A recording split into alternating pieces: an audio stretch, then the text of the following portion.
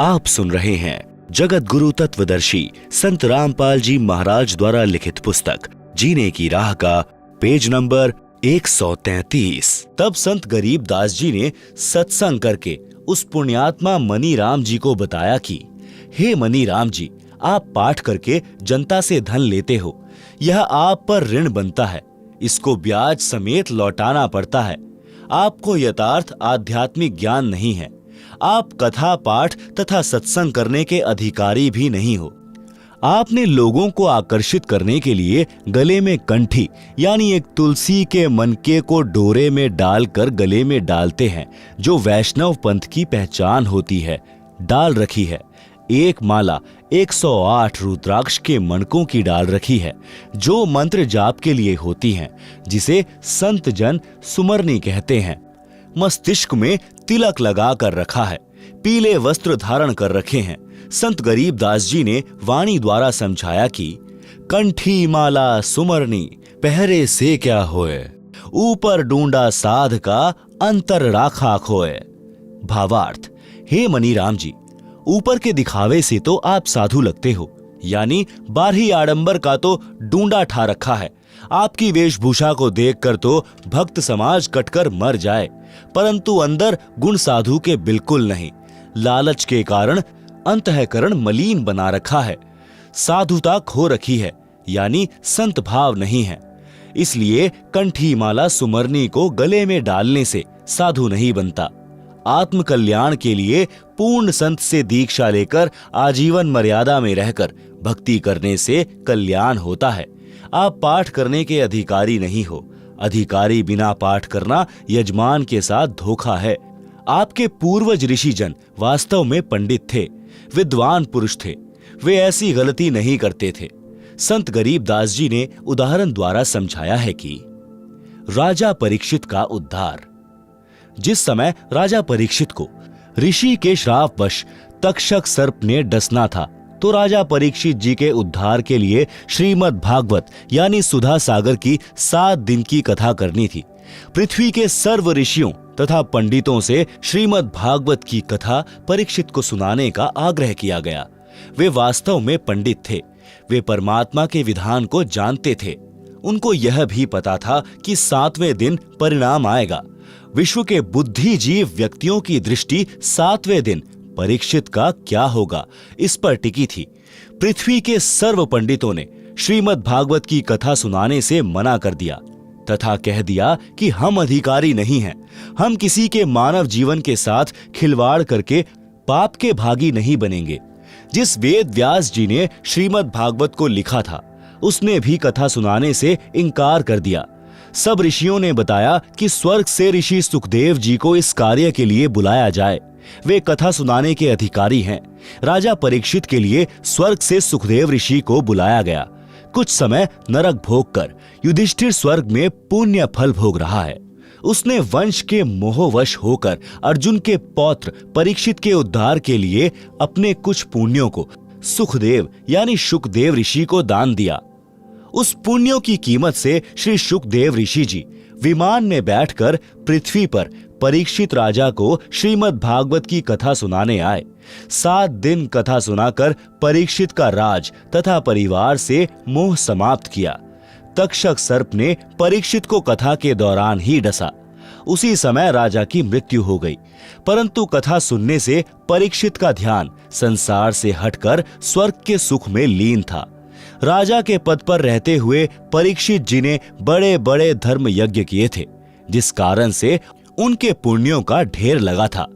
वाणी में परमात्मा का विधान बताया है कि जहां आशा तहां बासा होई, मन कर्म वचन सुमरियो सोई। आप सुन रहे हैं जगत गुरु तत्वदर्शी संत रामपाल जी महाराज द्वारा लिखित पुस्तक जीने की राह का पेज नंबर 134। शब्दार्थ।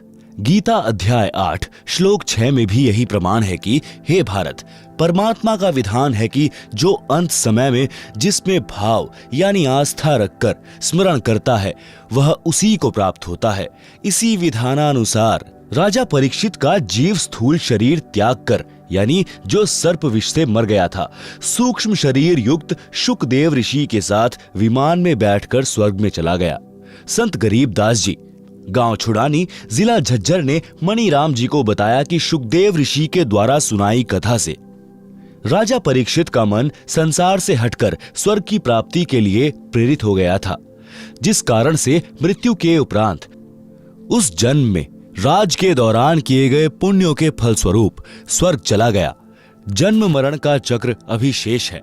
काल ब्रह्म के लोक में स्वर्ग महास्वर्ग यानी ब्रह्मलोक प्राप्ति को ही उद्धार हुआ मानते हैं, जो संपूर्ण आध्यात्मिक ज्ञान के टोटे का परिणाम है। काल ब्रह्म के लोक वाला उद्धार भी पृथ्वी के किसी ऋषि पंडित के स्तर का नहीं है, क्योंकि इनका पाठ व कथा यानी सत्संग करने में मान बढ़ाई उद्देश्य रहता है। एक दूसरे ऋषि के प्रति प्रसिद्धि की चाह में ईर्ष्या रोग भी लगा रहता है। शुकदेव जी एक संत जनक जी के शिष्य थे। राजा जनक को पूर्ण परमात्मा कबीर जी मिले थे। उनको सोहम नाम जाप दिया था। राजा जनक के प्रमुख तथा प्रिय शिष्य शुकदेव जी थे। जनक जी ने यह मंत्र केवल शुकदेव को दिया था, जिस कारण से शुकदेव का स्वर्ग समय अधिक है। राजा जनक के साथ काल ने धोखा किया था। उन्होंने अपने आधे पुण्य 12 करोड़ नरक भोग रहे जीवों को दान कर दिए थे, जिस कारण से उनका स्वर्ग समय कम रह गया था और वे सन 1469 में पंजाब प्रांत में यानी भारत देश में श्री कालू राम मेहता खत्रिय अरोड़ा के घर श्री नानक नाम से जन्मे थे। वर्तमान में पाकिस्तान देश में हैं। शुकदेव जी को पृथ्वी पर किसी से कोई द्वेष तथा ईर्ष्या या मान बढ़ाई की चाह नहीं थी। उनके द्वारा सुनाई गई कथा का प्रभाव परीक्षित के मन पर पड़ा, जिस कारण से उनका स्वर्गवास हुआ। यदि अन्य ऋषि कथा करता तो राजा का मन राज व परिवार में रह जाता। उनका पुनः जन्म पृथ्वी पर होता, पुण्यों को राजा बनकर नष्ट करता। आप सुन रहे हैं जगत गुरु तत्वदर्शी संत रामपाल जी महाराज द्वारा लिखित पुस्तक जीने की राह का पेज नंबर 135।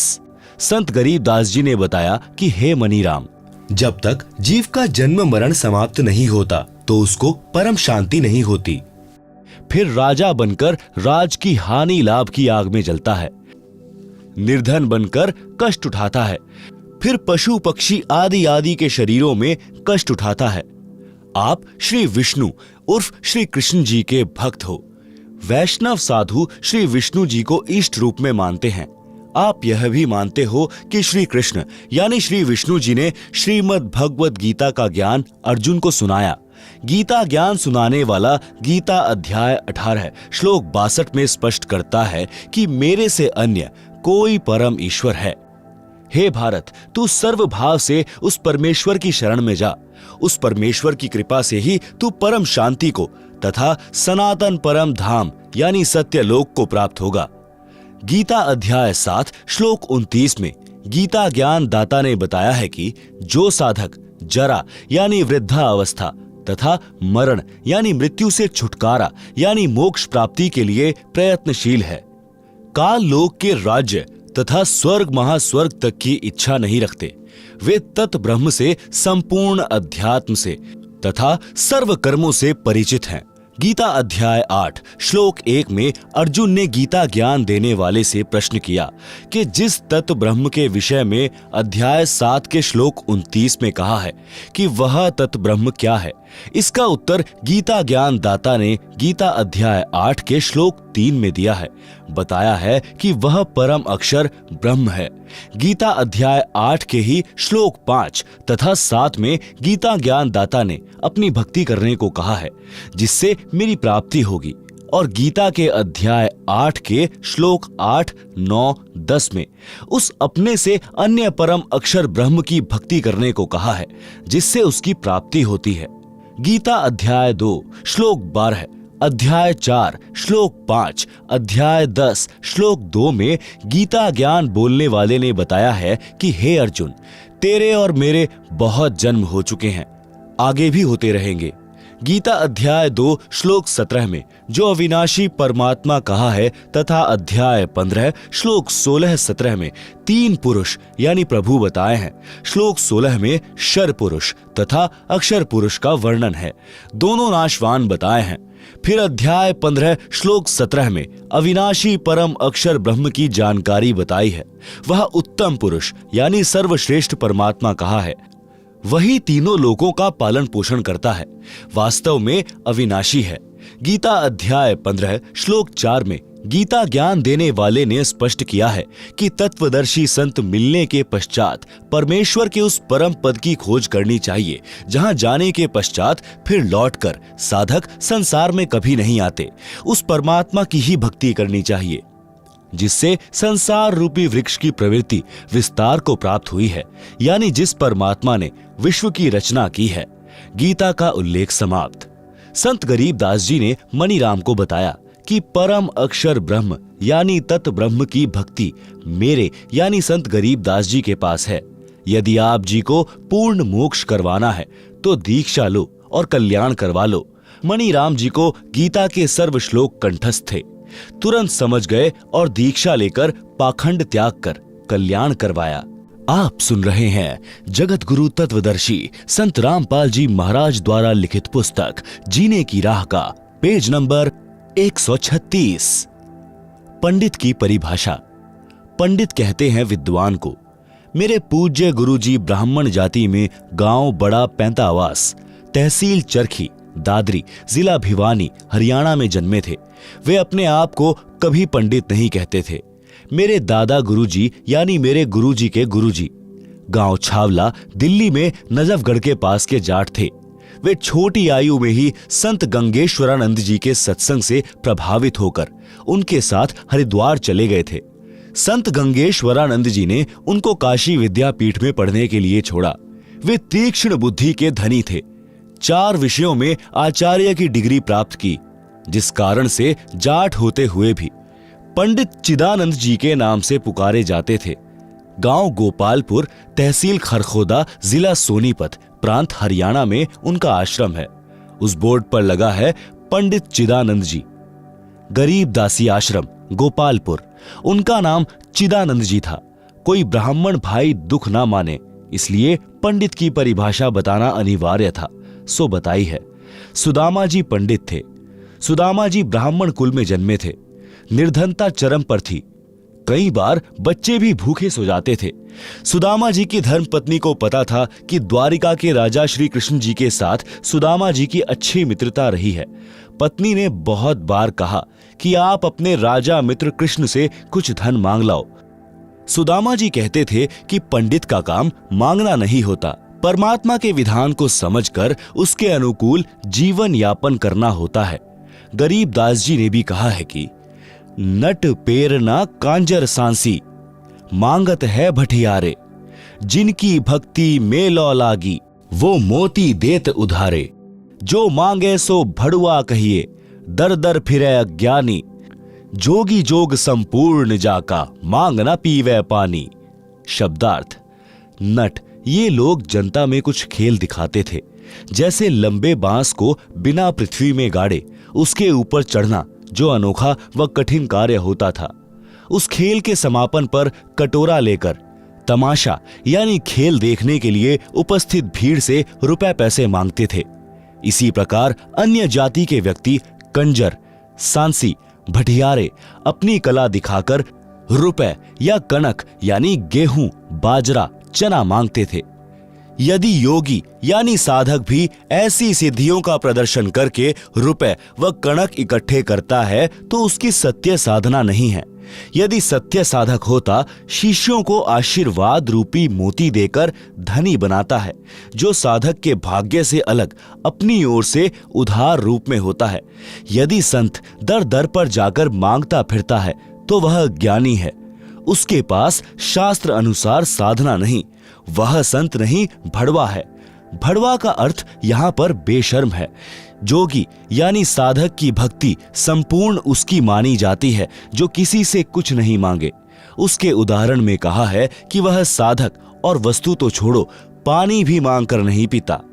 परंतु पत्नी के बार बार आग्रह करने पर विप्र सुदामा जी अपने मित्र श्री कृष्ण जी के पास चले गए।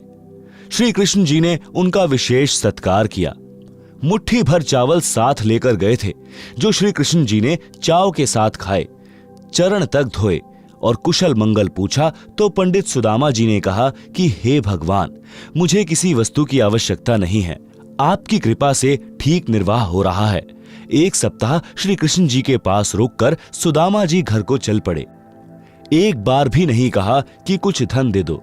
वे जानते थे कि परमेश्वर कबीर जी कहते हैं, बिन मांगे मोती मिले, मांगे मिले न भीख, मांगन से मरना भला, यह सतगुरु की सीख। आप सुन रहे हैं जगत गुरु तत्वदर्शी संत रामपाल जी महाराज द्वारा लिखित पुस्तक जीने की राह का पेज नंबर 137। शब्दार्थ। कबीर परमात्मा ने भी बताया है कि जो पूर्ण परमात्मा की सत्य साधना करता है उसे मांगना नहीं चाहिए। मांगने से परमात्मा रुष्ट हो जाता है, उसको भिक्षा भी नहीं मिलती। वह साधक परमात्मा पर विश्वास रखकर नहीं मांगेगा तो परमात्मा उसकी इच्छा पूरी करेगा, यानी मोती जैसी बहुमूल्य वस्तु भी दे देगा। पूर्ण सद्गुरु यही शिक्षा देता है कि मांगने से तो व्यक्ति जीवित ही मर जाता है, मांगने से तो मरना भला है। भावार्थ आत्महत्या से नहीं है, यहां अपनी इच्छाओं का दमन करके मृतक बनकर रहने से है। श्री कृष्ण जी राजा थे। अपने मित्र की स्थिति को समझकर विश्वकर्मा जी को आदेश देकर एक सप्ताह में सुदामा जी का महल बनवा दिया तथा बहुत सारा धन भी दे दिया। पंडित सुदामा जी अपने धर्म कर्म पर डटे रहे, जिस कारण से उनको लाभ हुआ। इसे पंडित कहते हैं। जो मांगे सो भड़ुआ कहलाता है। पंडित की यह परिभाषा है। प्रसंग चल रहा है। दीक्षा यानी नाम लेने के पश्चात भक्त की आस्था संसार तथा परमात्मा में कैसी होनी चाहिए, उस प्रसंग में पवित्र कबीर सागर ग्रंथ के अध्याय अनुराग सागर में परमेश्वर कबीर जी ने अपनी प्रिय आत्मा धर्मदास जी को इस प्रकार बताया है। आप सुन रहे हैं जगत गुरु तत्वदर्शी संत रामपाल जी महाराज द्वारा लिखित पुस्तक जीने की राह का पेज नंबर 138, अध्याय अनुराग सागर का सारांश। अनुराग सागर पृष्ठ 3 से 5 तक का सारांश। पृष्ठ 3 से धर्मदास जी ने परमेश्वर कबीर जी से प्रश्न किया। प्रश्न: प्रभु, दीक्षा प्राप्ति के पश्चात परमेश्वर में कैसी आस्था होनी चाहिए? उत्तर: परमेश्वर कबीर जी ने बताया है कि जैसे मृग यानी हिरण शब्द पर आसक्त होता है, वैसे साधक परमात्मा के प्रति लग्न लगावे। हिरण यानी मृग पकड़ने वाला एक यंत्र से विशेष शब्द करता है जो हिरण को अत्यंत पसंद होता है। जब वह शब्द बजाया जाता है तो हिरण उस ओर चल पड़ता है और शिकारी जो शब्द कर रहा होता है उसके सामने बैठकर मुख जमीन पर रखकर समर्पित हो जाता है, अपने जीवन को दांव पर लगा देता है। इसी प्रकार उपदेशी को परमात्मा के प्रति समर्पित होना चाहिए, अपना जीवन न्योछावर कर देना चाहिए। दूसरा उदाहरण: पतंग यानी पंख वाले कीड़े को प्रकाश बहुत प्रिय है। अपनी प्रिय वस्तु को प्राप्त करने के लिए वह दीपक, मोमबत्ती, बिजली की गर्म लाइट के ऊपर आसक्त होकर उसे प्राप्त करने के उद्देश्य से उसके ऊपर गिर जाता है और मृत्यु को प्राप्त हो जाता है। इसी प्रकार भक्त को परमात्मा प्राप्ति के लिए मर मिटना चाहिए। समाज की परंपरागत साधना को तथा अन्य शास्त्र विरुद्ध रीति रिवाजों को त्यागने तथा सत्य साधना करने में कठिनाइयां आती हैं, उनका सामना करना चाहिए, चाहे कुछ भी कुर्बानी देनी पड़े, पीछे नहीं हटे। तीसरा उदाहरण: पुराने समय में पत्नी से पहले यदि पति की मृत्यु हो जाती थी तो पत्नी अपने पति से इतना प्रेम करती थी कि वह अपने मृत पति के साथ उसी चिता में जलकर मर जाती थी। उस समय घर तथा कुल के व्यक्ति समझाते थे कि तेरे छोटे छोटे बच्चे हैं, इनका आपके बिना कौन पालन करेगा। चाचे ताऊ किसी के बच्चों को नहीं पालते। जब तक माता पिता होते हैं तब तक कुल के व्यक्ति प्यार की औपचारिकता करते हैं। वास्तव में प्रेम तो अपनों में ही होता है। आप इन छोटे छोटे बच्चों की ओर देखो। बच्चे पिता के वियोग में रो रहे होते हैं, माता का पल्लू पकड़ रोकते हैं। उस स्त्री को उसके स्वर्ण के आभूषण भी दिखाए जाते हैं। देख, इनका क्या होगा, कितने सुंदर तथा बहुमूल्य आभूषण हैं। आप अपने बच्चों में रहो।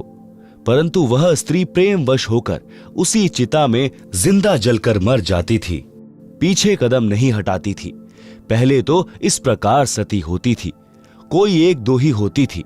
बाद में यह रीति रिवाज कुल की मर्यादा का रूप ले गई थी। पति की मृत्यु के पश्चात स्त्री को जबरन उसी चिता में जलाया जाने लगा था, जिससे सती प्रथा का जन्म हुआ।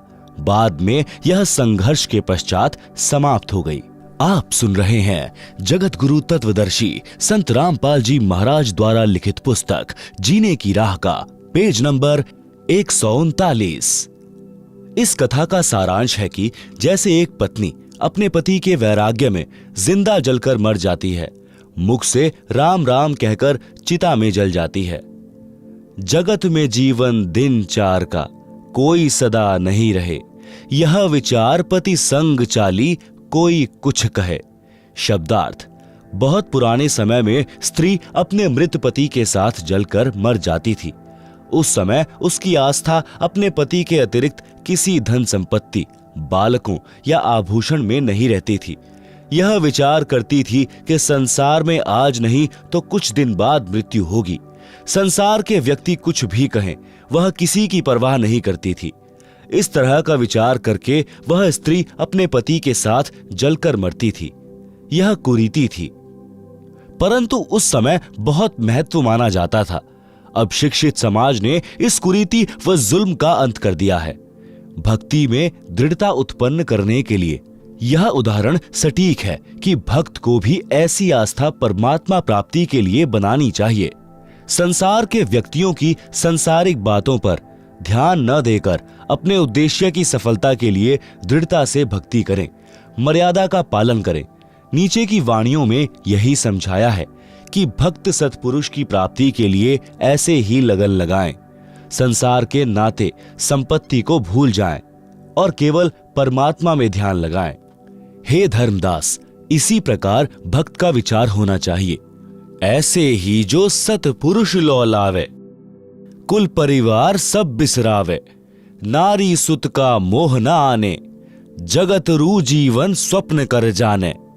जग में जीवन थोड़ा भाई, अंत समय कोई नहीं सहाय। बहुत प्यारी नारी जग माही, मात पिता जाके समनाही। तेही कारण नर शीश जो देही, अंत समय सो नहीं संग देही।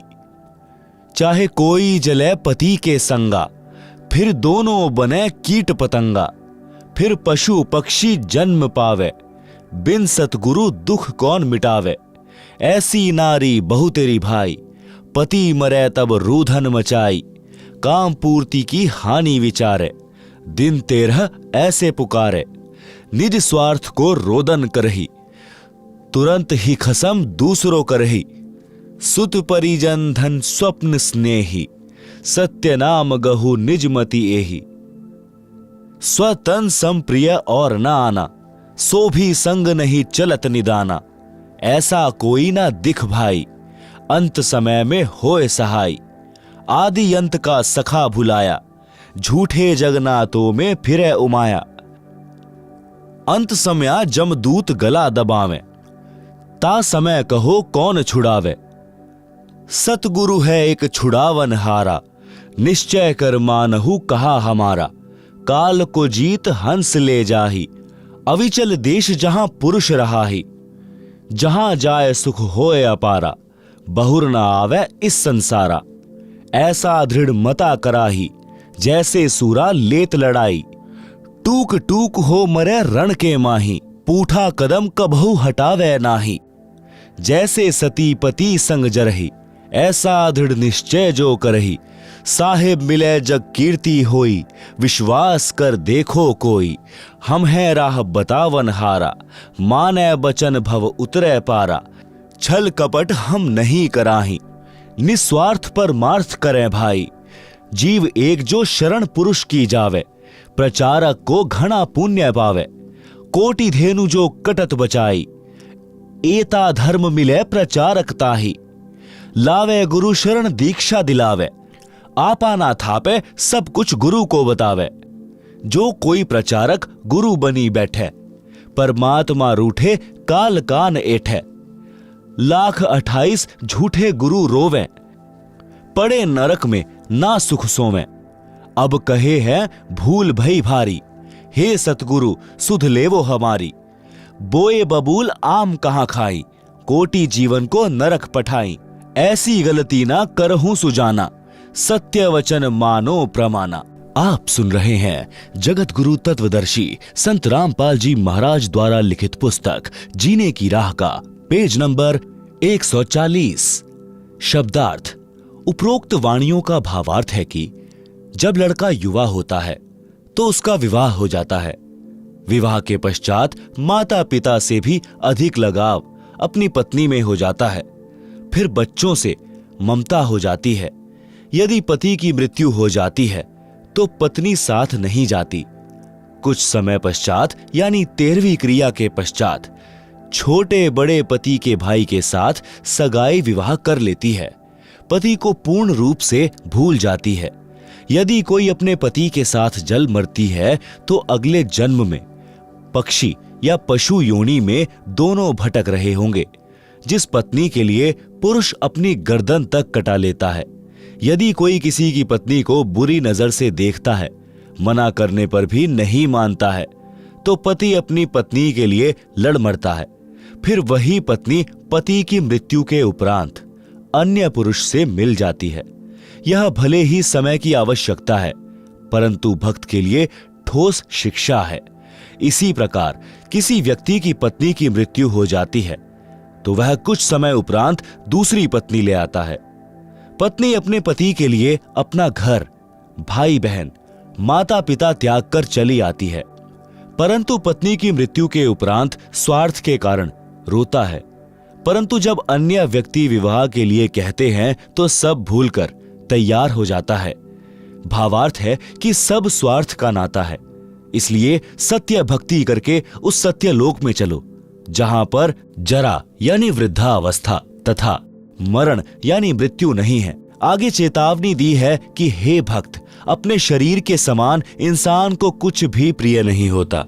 अपने शरीर की रक्षार्थ लाखों रुपए इलाज यानी ट्रीटमेंट में खर्च कर देता है, यह विचार करके कि यदि जीवन बचा तो मेहनत मजदूरी करके रुपए तो फिर बना लूंगा। यदि रुपए नहीं होते हैं तो संपत्ति को भी यही विचार करके बेच देता है और अपना शरीर बचाता है। परमेश्वर कबीर जी ने समझाया है कि हे धर्मदास, स्व तनु सम प्रिय और न आना, सो भी संग न चलत निदाना। आप सुन रहे हैं जगत गुरु तत्वदर्शी संत रामपाल जी महाराज द्वारा लिखित पुस्तक जीने की राह का पेज नंबर 141। शब्दार्थ। अपने शरीर के समान अन्य कुछ वस्तु प्रिय नहीं है।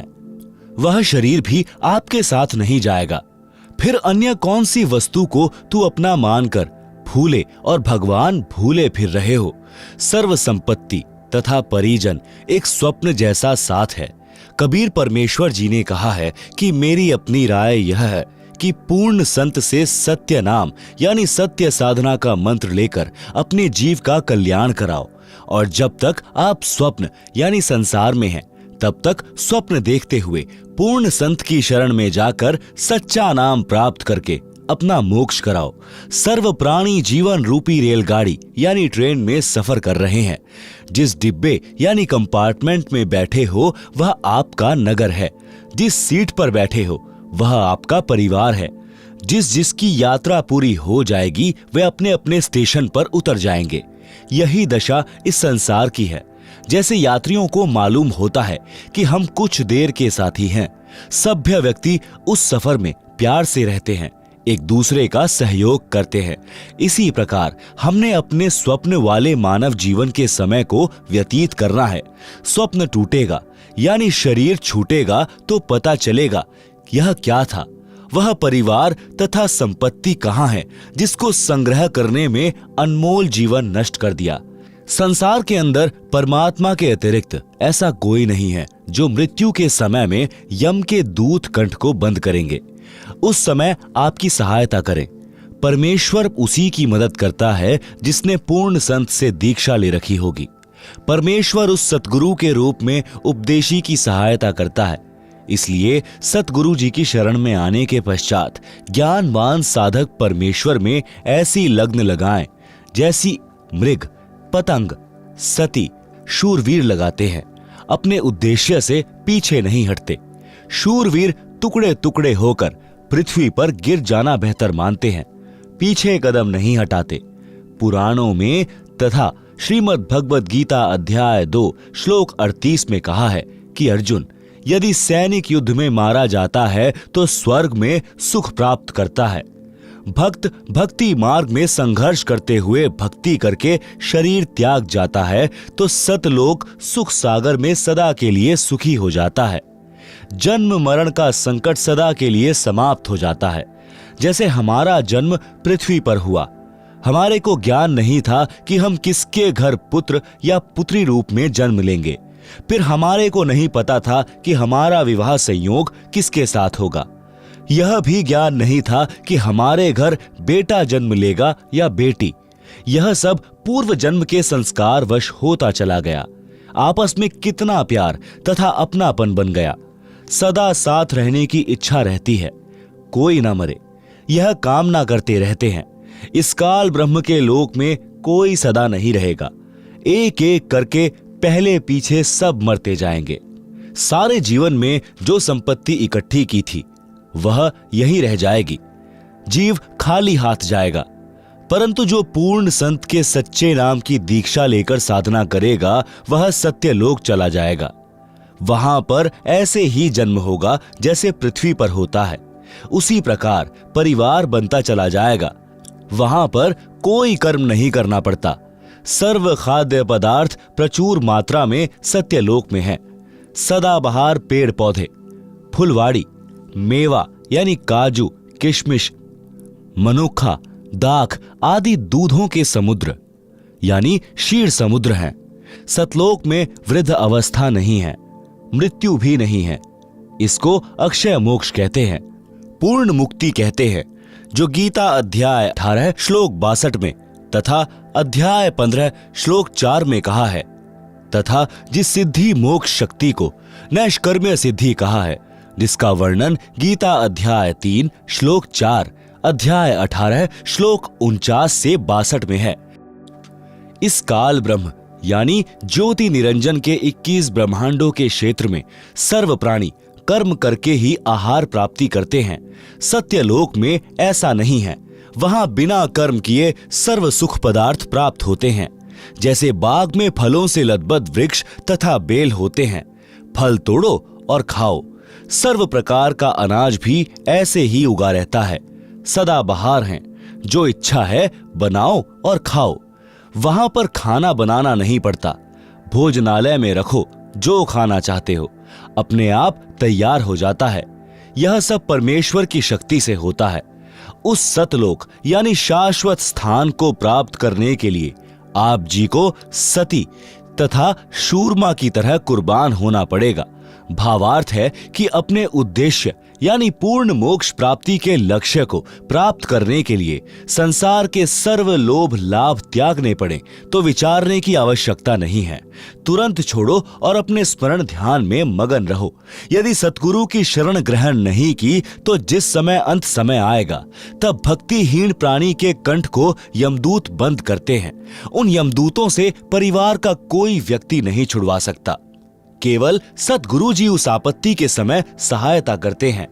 इसलिए परमेश्वर कबीर जी ने कहा है कि अंत समय जमदूत गला दबावे, ता समय कहो कौन छुड़ावे। सतगुरु एक छुड़ावन हारा, निश्चय कर मानहु कहा हमारा।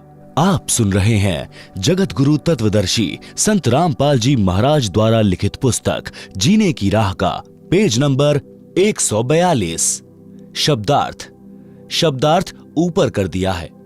यदि कोई भक्त ज्ञान समझकर दीक्षित होकर अन्य भोले भूले जीवों को ज्ञान चर्चा करके सत्य ज्ञान प्रचार द्वारा सतगुरु शरण में लाकर दीक्षा दिलाता है तो उसको एक जीव को सत्य भक्ति मार्ग बताकर गुरु से दीक्षा दिलाने का इतना पुण्य होता है जितना 1 करोड़ गायों को काटने से, कसाई से बचाने का मिलता है। एक मानव जीवन इतना बहुमूल्य तथा इतने पुण्यों से प्राप्त होता है। यदि कोई मूर्ख प्रचारक मान बढ़ाई के वश होकर स्वयं दीक्षा देता है, स्वयं गुरु बन बैठता है, तो वह महाअपराधी होता है। उससे परमेश्वर रुष्ट हो जाता है तथा काल उसको कान पकड़कर घसीट कर ले जाता है, जैसे खटीक यानी कसाई बकरे बकरी को ले जाता है। कबीर सागर के अध्याय अंबु सागर पृष्ठ 48 पर प्रमाण है कि तब देखा दूतन कहम जाई, 84 तहां कुंड बनाई, कुंड कुंड बैठे यमदूता, देत जीवन कहम कष्ट बहुता, तहां जाए हम ठाड़ यानी खड़े रहावा, देखत जीव विनय बहुत लावा। झूठे कड़िहार यानी नकली सतगुरु की दशा। पड़े मार जीव करे बहु शोरा, बांध बांध कुंडन में बोरा, 1,28,000 पड़े कड़िहारा, बहुत कष्ट तहां करत पुकारा, हम भूले स्वार्थ संगी, अब हमरे नाही अर्धंगी, हम तो जरत है अग्नि मंझारा, अंग अंग सब जरत हमारा, कौन पुरुष अब राखे भाई, करत गुहार चक्षु ढल जाई। ज्ञानी यानी कबीर जी वचन। करुणा देख दया दिल आवा, अरे दूत त्रास भास दिखावा। यह वाणी बनावटी है, वास्तविक वाणी नीचे है। दुर्दशा देख दया दिल आवा, अरे दूत तुम जीवन भ्रमावा। जीव तो अचेत अज्ञाना, वाको काल जाल तुम बंधाना। 84 दूतन कहम बांधा, शब्द डोर 14 यम सांधा। तब हम सभन कहम मारा, तुम हो जालिम बटपारा। हमरे भक्तन को तुम भ्रमावा, पल पल सुरती जीवन डिगावा। गही चोटी दूत घसियाए, यमरू दूत विनय तब लाए। दूत जो नकली गुरु बने थे। वचन, चुक हमारी क्षमा कर दीजिए, मन माने तस आज्ञा कीजिए। हम तो धनी यानी काल कहियो जस कीन्हा, सो वचन मान हम लीन्हा। अब नहीं जीव तुम्हारा भ्रमावे, हम नहीं कबहू गुरु कहावे। ज्ञानी यानी कबीर जी वचन। सुन ज्ञानी बहुते हंसाई, दूतन दुष्ट बंध न छोड़ो जाई। पल एक जीवन सुख दीना, तब संसार गमन हम कीना। आप सुन रहे हैं जगत गुरु तत्वदर्शी संत रामपाल जी महाराज द्वारा लिखित पुस्तक जीने की राह का पेज नंबर 143। भावार्थ। कबीर परमेश्वर जी ने बताया कि जो झूठे सतगुरु बनकर मान बढ़ाई के वश होकर काल प्रेरणा से भोले जीवों को भ्रमाया करते थे, उनको भी दंड मिलता है। उनको भी नरक में डालकर यातनाएं दी जाती हैं। उनके शिष्य भी उसी नरक में गिरते हैं। जब मैं उस नरक के पास गया जिसमें वे मान बढ़ाई के भूखे नकली कड़िहार यानी संसार के काढ़ने वाले यानी सतगुरु बनकर महिमा बनाए हुए थे, लाखों जीवों को शिष्य बनाकर नरक में अपने साथ ले गए। फिर परमेश्वर के विधान अनुसार वे भी अपराधी होने के कारण नरक में पड़े थे। उस नरक क्षेत्र में कुंड बने हैं, प्रत्येक कुंड में जीव पड़े हैं तथा यमदूत सता रहे हैं। वे 28 लाख नकली सद्गुरुओं ने मुझे देखकर अर्जी लगाई कि हमें बचा लो प्रभु। कारण यह था कि जो यमदूत उन्हें नरक में मार पीट रहे थे, वे सब परमेश्वर कबीर जी की शक्ति के सामने कांपने लगे। इस कारण से उन नकली सद्गुरुओं को लगा कि ये कोई परम शक्ति वाले देव हैं। परमेश्वर कबीर जी ने कहा कि तुमने भोले जीवों को भ्रमित किया, अपने आप को पूर्ण सतगुरु सिद्ध किया। तुम्हें पता भी था कि तुम्हारे पास नाम दीक्षा का अधिकार नहीं, तुम्हें पूर्ण मोक्ष का ज्ञान नहीं। अपने स्वार्थवश लाखों मनुष्यों के अनमोल जीवन का नाश कर दिया। वे काल जाल में फंसे रह गए। फिर मैंने उन दूतों यानी काल के बनाए कड़िहारों को तथा अन्य यमदूतों को मारा, चोटी पकड़कर घसीटा। फिर नकली सतगुरुओं ने कहा कि हमने तो अपने धनी यानी मालिक काल ब्रह्म की आज्ञा का पालन किया है, अब आप जैसे कहोगे हम वैसे करेंगे। मैंने कहा कि अब तुमको छोड़ा नहीं जाएगा। जो जीव उन नकली गुरुओं के शिष्य बनकर जीवन नष्ट कर गए थे, वे भी वहीं उनके साथ नरक में पड़े थे। जब तक मैं यानी कबीर परमेश्वर जी वहां रहा, उन जीवों को नरक का कष्ट नहीं हो रहा था। इस प्रकार उनको कुछ समय का सुख देकर वहां से चलकर संसार में आया। मेरे आने के पश्चात वे नकली गुरुओं तथा उनके भोंदू शिष्यों को फिर से नरक की यातना प्रारंभ हो गई। इसलिए पूर्वोक्त वाणी में कहा है कि यदि कोई प्रचारक स्वयं गुरु बन बैठा तो परमेश्वर रुष्ट हो जाएगा और काल कान ऐठेगा अर्थात कष्ट देगा। इसलिए हे सज्जन पुरुष, कभी ऐसी गलती न करना, मेरे वचन को प्रमाणित मानना। आप सुन रहे हैं जगत गुरु तत्वदर्शी संत रामपाल जी महाराज द्वारा लिखित पुस्तक जीने की राह का पेज नंबर 144, भक्त का स्वभाव कैसा हो। अनुराग सागर के पृष्ठ 6 से वाणी नंबर 7 से 17, धर्मदास वचन। मृतक भाव प्रभु कहो बुझाई, जाते मन की तपनी नसाई। केहि विधि मृतक हो यह जीवन, कहो विलोय नाथ अमृत धन। कबीर वचन। मृतक के दृष्टांत यानी उदाहरण। धर्मदास यह कठिन कहानी, गुरु गमते कोई विरले जानी। भृंगी का दृष्टांत यानी उदाहरण। मृतक होए के खोजहि संता, शब्द विचारी गहे मगुअंता।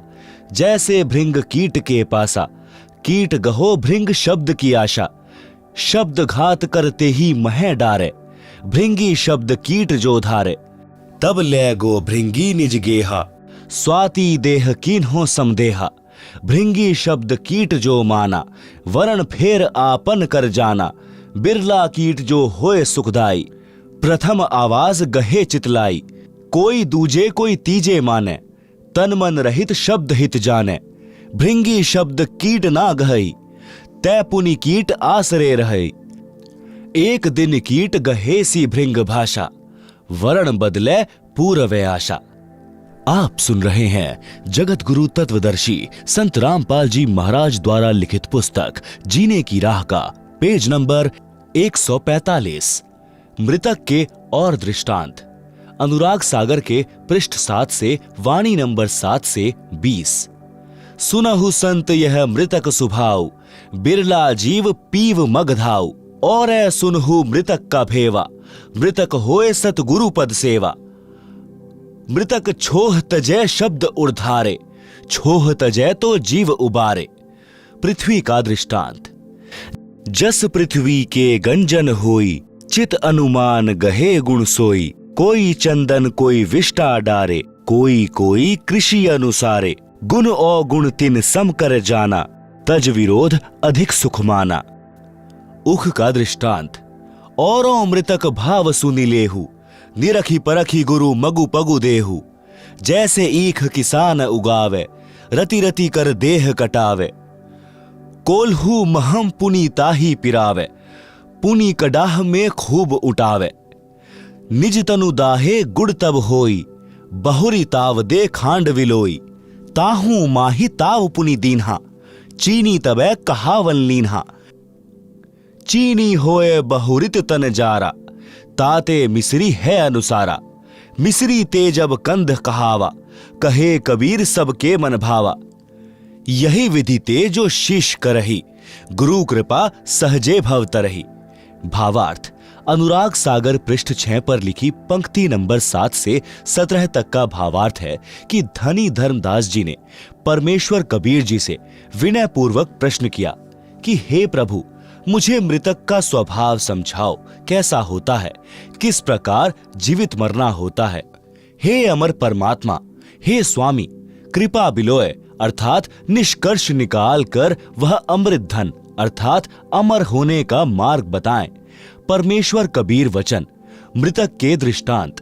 परमेश्वर कबीर जी ने कहा है कि हे धर्मदास, यह जो प्रश्न आपने किया है यह जटिल कथा प्रसंग है। सतगुरु शरण में रहकर ज्ञान का इच्छुक ही इसको समझकर खरा उतरता है। भृंगी का दृष्टांत। संत साधक जन जीवित मृतक होकर परमात्मा को खोजते हैं। शब्द विचार यानी यथार्थ नाम मंत्रों को समझ विचार करके उस मार्ग के अंत यानी अंतिम छोर तक पहुंचते हैं, अर्थात पूर्ण मोक्ष प्राप्त करते हैं। जैसे एक भृंग यानी पंखों वाला नीले रंग का कीड़ा होता है जिसे भंभीरी कहते हैं, जिसको इंजनहारी आदि आदि नामों से जाना जाता है, जो भी की आवाज करती रहती है, वह अपना परिवार नर मादा के मिलन वाली विधि से उत्पन्न नहीं करती। वह एक कीट यानी कीड़े विशेष के पास जाती है, उसके पास अपनी भी की आवाज करती है। जो कीड़ा उसकी आवाज से प्रभावित हो जाता है, उसको उठाकर पहले से तैयार किया मिट्टी के घर में ले जाती है। वह गोल आकार का 2 इंच परिधि का 1-2 मुख वाला गारा का बना होता है। फिर दूसरा तीसरा ले जाती है, फिर उनके ऊपर अपनी भी की आवाज करती रहती है। फिर औस के जल को अपने मुख से लाकर उन कीटों के मुख में डालती है। उस भंभीरी यानी भृंग की बार बार आवाज को सुनकर वह कीट उसी रंग का हो जाता है तथा उसकी तरह पंख निकल आते हैं। वह आवाज भी उसी की तरह भी करने लगता है, भंभीरी ही बन जाती है। इसी प्रकार पूर्ण संत अपने ज्ञान को भंभीरी की तरह बार बार बोलकर सामान्य व्यक्ति को भी भक्त बना लेता है। फिर वह भक्त भी सद्गुरु से सुने ज्ञान को अन्य व्यक्तियों को सुनाने लगता है। संसार की रीति रिवाजों को त्याग देने से अन्य व्यक्ति कहते हैं कि इसका रंग ढंग बदल गया है, यह तो भक्त बन गया है। जैसे भृंग यानी भंभीरी कीटों को अपनी आवाज सुनाती है तो कोई शीघ्र सक्रिय हो जाता है, कोई दूसरी कोई तीसरी बार कोशिश करने से मानता है। इसी प्रकार जब सतगुरु कुछ व्यक्तियों को अपना सत्संग रह रहकर सुनाते हैं तो कोई अच्छे संस्कार वाला तो शीघ्र मान जाता है, कोई 1-2 बार फिर सत्संग सुनकर मार्ग ग्रहण कर लेता है, दीक्षा ले लेता है। कुछ कीट ऐसे होते हैं, कई दिनों के पश्चात अपना स्वभाव बदलते हैं। यदि वह कीट भृंगी नहीं बना है और उस भृंग कीट की शरण में रह रहा है तो अवश्य एक दिन परिवर्तन होगा। परमेश्वर कबीर जी ने कहा कि हे धर्मदास, यदि शिष्य इसी प्रकार गुरुजी के विचारों को सुनता रहेगा तो उस भृंग कीट की तरह प्रभावित होकर संसारिक भाव बदलकर भक्त बनकर हंस दशा को प्राप्त होगा। आप सुन रहे हैं जगत गुरु तत्वदर्शी संत रामपाल जी महाराज द्वारा लिखित पुस्तक जीने की राह का पेज नंबर 146, पृष्ठ 7 से पंक्ति 7 के 20 तक का भावार्थ। कबीर जी ने कहा कि हे संतों, सुनो ये मृतक का स्वभाव। इस प्रकार कोई बिरला जीव ही अनुसरण करता है। वह पीव यानी परमात्मा को प्राप्ति करने का मग यानी मार्ग प्राप्त करता है। उपरोक्त यानी भृंग वाले उदाहरण के अतिरिक्त और सुनो मृतक का भाव, जिससे मृतक यानी जीवित मृतक होकर सतगुरु के पद यानी पद्धति के अनुसार साधना करता है। पृथ्वी का उदाहरण, जैसे पृथ्वी में सहनशीलता होती है, इसी प्रकार पृथ्वी वाले गुण को जो ग्रहण करेगा वह जीवित मृतक है और वही सफल होता है। पृथ्वी के ऊपर कोई बिष्टा यानी टट्टी करता है, डालता है, कोई खेती करता है तो चीर फाड़ करता है, कोई धरती पूजन करता है। पृथ्वी गुण अवगुण नहीं देखती, जिसकी जैसी भावना है वह वैसा ही करता है। यह विचार करके धरती विरोध न करके सुखी रहती है। भावार्थ है कि जैसे जमीन सहनशील है वैसे ही भक्त संत का स्वभाव होना चाहिए। चाहे कोई गलत कहे कि यह क्या कर रहे हो यानी अपमान करे, चाहे कोई सम्मान करे, अपने उद्देश्य पर दृढ़ रहकर भक्त सफलता प्राप्त करता है। आप सुन रहे हैं जगत गुरु तत्वदर्शी संत रामपाल जी महाराज द्वारा लिखित पुस्तक जीने की राह का पेज नंबर 147।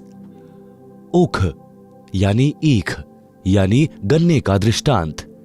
जैसे किसान ईख बीजता है, उस समय गन्ने के 1-1 फुट के टुकड़े करके धरती में दबा देता है। ईख गन्ना बनने के पश्चात कोल्हू में पीड़ा जाता है, फिर रस को कड़ाहे में अग्नि की आंच में उबाला जाता है, तब गुड़ बनता है। यदि अधिक ताव गन्ने के रस को दिया जाता है तो वह खांड बन जाता है, जो गुड़ से भी स्वादिष्ट होती है, और अधिक ताव देने से चीनी बन जाती है। और भी अधिक गर्म किया जाता है तो मिश्री बन जाती है, फिर मिश्री से कंद बन जाता है। परमेश्वर कबीर जी ने कहा है कि हे धर्मदास, इस प्रकार यदि शिष्य भक्ति मार्ग में कठिनाइयां सहन करता है तो उतना ही परमात्मा का प्रिय बहुमूल्य होता चला जाता है। 132 अनुराग सागर। मृतक भाव कौन धारण कर सकता है? मृतक भाव है कठिन धर्मानी, लहे विरल शूर हो, कादर सुनते ही तन मंद है, पाछे ना चितवत कूर हो। ऐसे शिष्य आप सम्हारे, नाव सही गुरु ज्ञान को, लहे भेदी भेद निश्चय, जाए दीप अमान को। मृतक ही साधु होता है। सोरठा मृतक हो सो साधु, सो सतगुरु को पावई, मेटे सकल उपाध, तासु देव आशा करें। साधु किसे कहते हैं?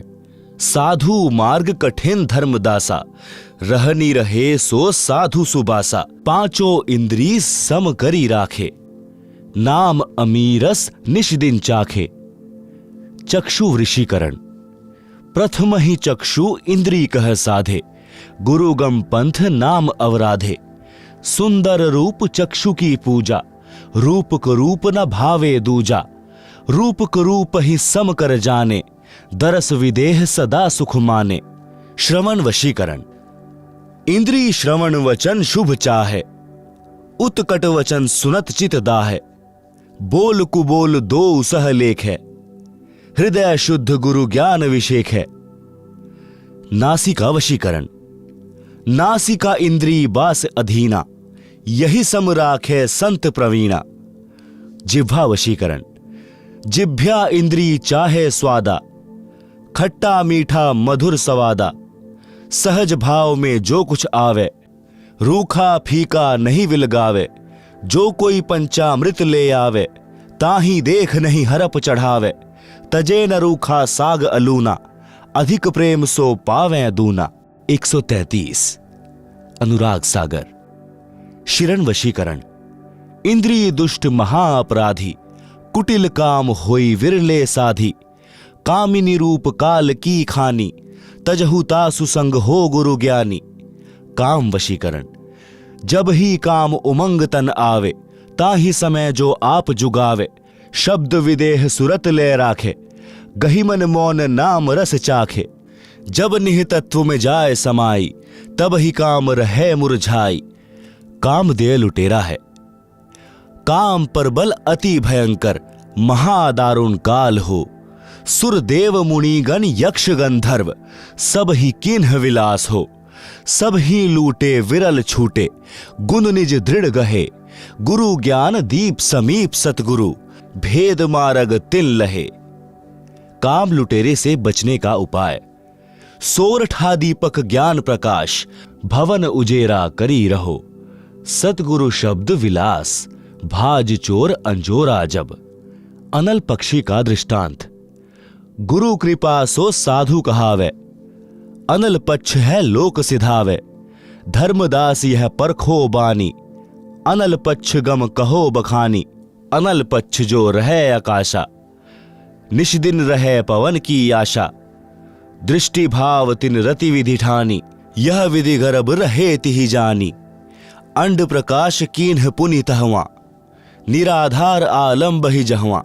मारग माहि पुष्ट भो अंडा, मारग माहि त्रिरह नौ खंडा। मारग माहि चक्षु तिन पावा, मारग माहि पंख पर भावा। महिढिग आवा सुधी बही ताहि, इहां मोर आश्रम नहीं आहि। सुरति संहार चले पुनि तहवा, मात पिता को आश्रम जहवा। अनुराग सागर के पृष्ठ 8 तथा 9 का सारांश है कि साधक वही है जो अपनी सर्व इंद्रियों को संयम में रखता है। जैसा मिल जाए उसी में संतोष करे। रूप को देखकर उस पर आकर्षित नहीं होवे, कुरूप को देखकर घृणा ना करे। दोनों को दिव्य ज्ञान की नजरों से देखे कि ऊपर का चाम गोरा काला है। दोनों को दिव्य ज्ञान की नजरों से देखें कि ऊपर का चाम गोरा काला है। शरीर में हाड़ मांस सब एक जैसा है। इस प्रकार विवेक से भक्ति करें। यदि कोई सम्मान करता है, प्यार से बोलता है, तो खुशी महसूस न करें। यदि कोई कुबोल यानी कुवचन कहता है तो दुख ना माने, उनकी बुद्धि के स्तर को जानकर शांत रहें। यदि कोई अच्छा भोजन, खीर, खांड, हलवा पूरी खिलाता है तो उसी कारण उससे प्रभावित ना हो, उसको उसका कर्म का फल मिलेगा। यदि कोई रूखा सूखा भोजन खिलाए तो उसको अधिक भाव से, प्रेम से खाना चाहिए। काम वासना को महत्व न दें। वही भक्त वास्तव में परमेश्वर प्राप्ति कर सकता है। यदि काम वासना परेशान करे तो उसको भक्ति नाम स्मरण में लगाकर आनंद प्राप्त करें। उसी समय काम वासना मुरझा जाती है। काम वासना का नाश करने का तरीका परमेश्वर कबीर जी कहते हैं, पर नारी को देखिए बहन बेटी का भाव, कह कबीर काम नाश का यही सहज उपाय। आप सुन रहे हैं जगत गुरु तत्वदर्शी संत रामपाल जी महाराज द्वारा लिखित पुस्तक जीने की राह का पेज नंबर 148, मोक्ष प्राप्ति का अन्य भाव। अनल यानी अलल, पक्षी जैसा भाव। जैसे एक अनल पक्षी यानी अलल पंख आकाश में रहता है, यह पक्षी अब लुप्त हो चुका है। इसके 4 पैर होते थे, आगे वाले छोटे और पीछे वाले बड़े। इसका आकार बहुत बड़ा होता था, लंबे लंबे पंख होते थे। पूरा पक्षी यानी युवा पक्षी 4 हाथियों को एक साथ उठाकर आकाश में अपने परिवार के पास ले जाता था। अनल पक्षी यानी अलल पक्षी ऊपर वायु में रहता था। वहीं से मादा अनल अंडे उत्पन्न कर देती थी। वह अंडे उस स्थान पर छोड़ती थी जहां केले का वन होता था। केले एक दूसरे में फंसकर गहरा वन बना लेते थे। हाथियों का झुंड यानी समूह यानी सैकड़ों हाथी भी केले के वन में रहते थे, क्योंकि हाथी केले के पेड़ खा जाता है तथा केले के पेड़ों पर ही लेट जाता है, मस्ती करता रहता है। अलल पक्षी का अंडा वायुमंडल से गुजरकर नीचे पृथ्वी तक आने में हवा के घर्षण से पककर बच्चा तैयार हो जाता था। वह अंडा केले के पेड़ों के ऊपर गिरता था। केले के पेड़ों की सघनता के कारण वह अंडा क्षतिग्रस्त नहीं होता था। केवल इतनी गति से केले के पेड़ों को तोड़कर पृथ्वी पर गिरता था कि अंडा फूट जाए। अंडे का आकार बहुत बड़ा होता था, उसका कवर भी सख्त मजबूत होता था।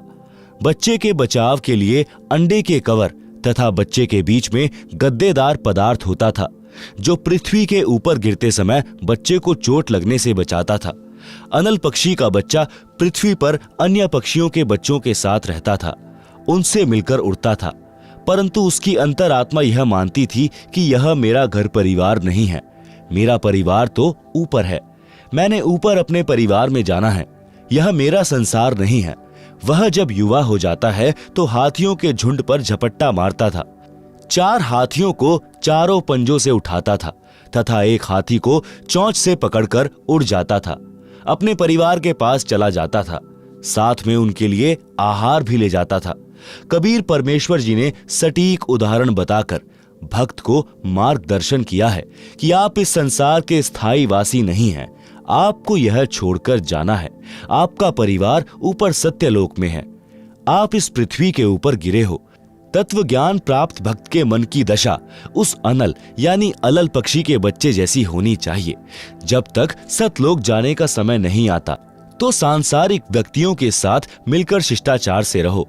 चलते समय इनमें कोई लगाव नहीं रहना चाहिए। अपनी नाम स्मरण की कमाई तथा पुण्य धर्म की कमाई साथ लेकर उड़ जाना है। अपने परिवार के पास अपने निज घर सतलोक में जाना है। आप सुन रहे हैं जगत गुरु तत्वदर्शी संत रामपाल जी महाराज द्वारा लिखित पुस्तक जीने की राह का पेज नंबर 149, अनुराग सागर के पृष्ठ 152 का सारांश। इस पृष्ठ पर परमेश्वर ने शरीर के अंदर का गुप्त भेद बताया है। इस मानव शरीर में 72 नाड़ियां हैं। उनमें 3 ईड़ा, पिंगला, सुषुम्ना मुख्य हैं। फिर एक विशेष नाड़ी है ब्रह्मरंध्र। परमेश्वर कबीर जी ने बताया है कि धर्मदास मन ही ज्योति निरंजन है। इसने जीव को ऐसे नचा रखा है जैसे बाजीगर मरकट यानी बंदर को नचाता है। इस शरीर में 5 तत्व, 25 प्रकृति तथा 3 गुण काल के 3 एजेंट हैं, जीव को धोखे में रखते हैं। इस शरीर में काल निरंजन तथा जीव दोनों की मुख्य भूमिका है। काल निरंजन मन रूप में सब पाप करवाता है, पाप जीव के सिर पर रख देता है। अनुराग सागर के पृष्ठ 153 का सारांश। काल ने ऐसा धोखा कर रखा है कि जीव परमेश्वर को भूल गया है। मन कैसे पाप पुण्य करवाता है? मन ही काल कराल है। यह जीव को नचाता है। सुंदर स्त्री को देखकर उससे भोग विलास करने की उमंग मन में उठाता है। स्त्री भोग कर आनंद मन यानी काल निरंजन ने लिया, पाप जीव के सिर रख दिया। वर्तमान में सरकार ने सख्त कानून बना रखा है। यदि कोई पुरुष किसी स्त्री से बलात्कार करता है तो उसको 10 वर्ष की सजा होती है। यदि नाबालिग से बलात्कार करता है तो आजीवन कारागार की सजा होती है। आनंद तो 2 मिनट का मन की प्रेरणा से तथा दुख पहाड़ के समान। इसलिए पहले ही मन को ज्ञान की लगाम से रोकना हितकारी है। अनुराग सागर के पृष्ठ 154 का सारांश। पराये धन को देखकर मन उसे हड़पने की प्रेरणा करता है। चोरी कर जीव को दंड दिलाता है, पर निंदा पर धन हड़पना यह पाप है। काल इसी तरह जीव को कर्मों के बंधन में फंसाकर रखता है। संत से विरोध तथा गुरुद्रोह यह मन रूप से काल ही करवाता है, जो घोर अपराध है।